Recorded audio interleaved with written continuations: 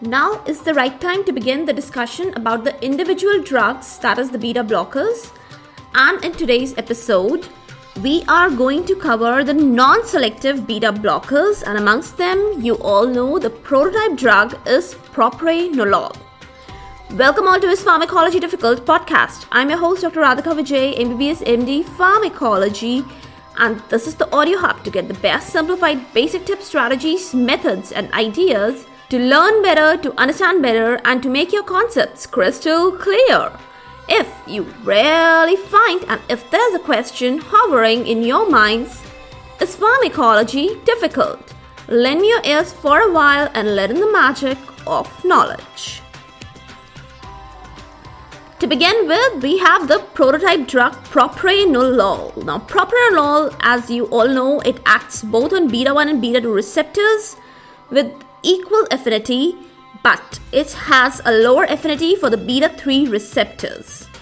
Now, it is administered orally, then the absorption of this drug is of very high level because it's highly lipophilic. The bioavailability of propranolol is around 25%, and this bioavailability can be enhanced when the drug is taken with the food and if the drug is administered for a longer duration of time, that is chronically. It has been observed that generally when the dose of the propranolol is increased, the hepatic extraction is decreased. Propranolol exhibits a very high level of plasma protein binding. The metabolism is up to a great extent, and the metabolites so formed, they undergo urinary excretion. Now, propranolol has a great tendency to easily enter the brain and the central nervous system.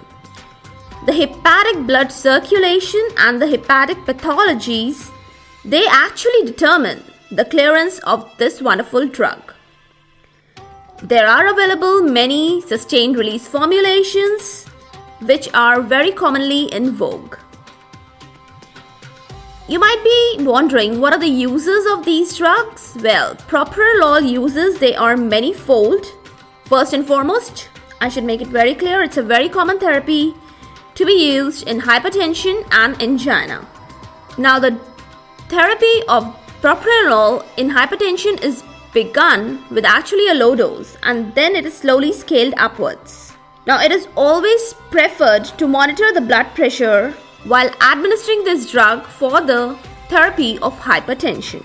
The uses of propranolol, they are also indicated in almost fatal arrhythmias. The blood pressure is again carefully monitored throughout the drug administration, and second dose of the drug is generally given when the response is not up to the mark. If there is superimposed bradycardia, that is actually combated by concomitant administration of atropine. These were the important features of the drug propranolol. Next, the descriptions are all about the drug Timolol. Now, Timolol is another non-selective beta blocker. It's used in hypertension, congestive heart failure, myocardial infarction. It also finds uses in prophylaxis of migraine. Generally, there are no characteristics of intrinsic sympathomimetic activity or membrane stabilizing properties seen along with the use of Timolol. The drug Timolol finds extensive use in the treatment of open-angle glaucoma, which is an ophthalmic condition. The beta receptors which are found on the ciliary epithelium, they are blocked and the production of the aqueous humor is reduced. There is generally seen a high level of absorption from the gut of the drug Timolol. Now, the drug Timolol is an ocular drug and it's actually seen to be associated with systemic absorption, and that is responsible for the worsening of congestive heart failure and asthma if they are also accompanied pathologies in the subject who's taking the drug. These are kind of adverse drug reactions one can see. Next, let's talk about the drug interactions. The drug interactions, they are ought to deserve a mention here Enhanced beta blockade of Timolol is observed with the concomitant administration of the drug cimetidine. Consequently, what happens? The heart rate and the intraocular pressure, they are decreased. As far as the combination therapies with the other drugs are concerned, ophthalmologically useful combinations, they are with dorzolamide or travoprost. Certain positive results of Timolol is also observed in the coronary artery disease. According to the few researches that have been done on this particular drug, the mortality rate in the infarction patients is generally found to be lowered down with the use of this drug. But that clinical application is not much evident.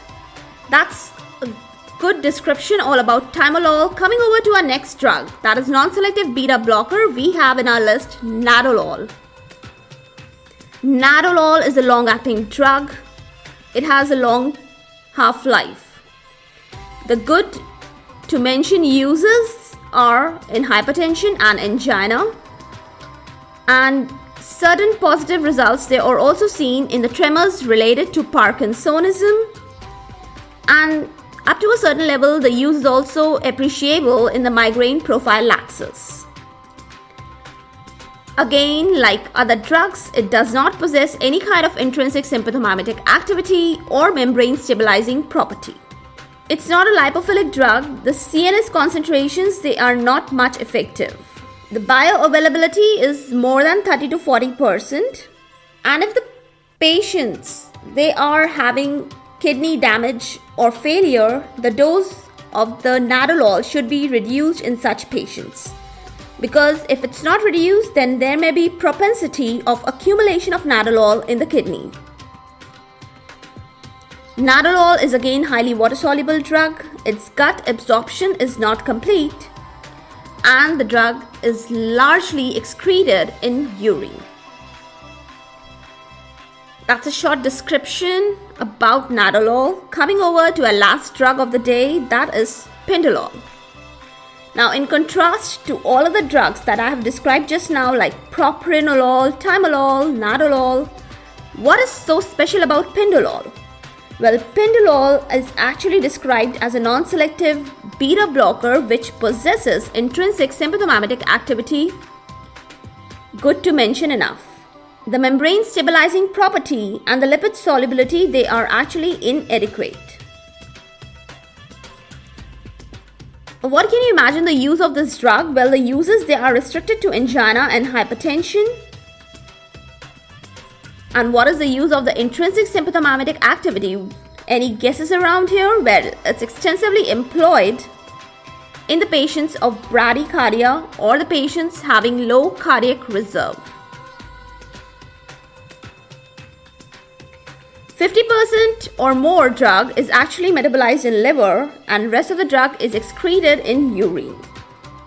Again, I want to mention here, if the subjects taking the drug, they are having kidney damage or kidney failure, then the clearance of the drug is adversely affected.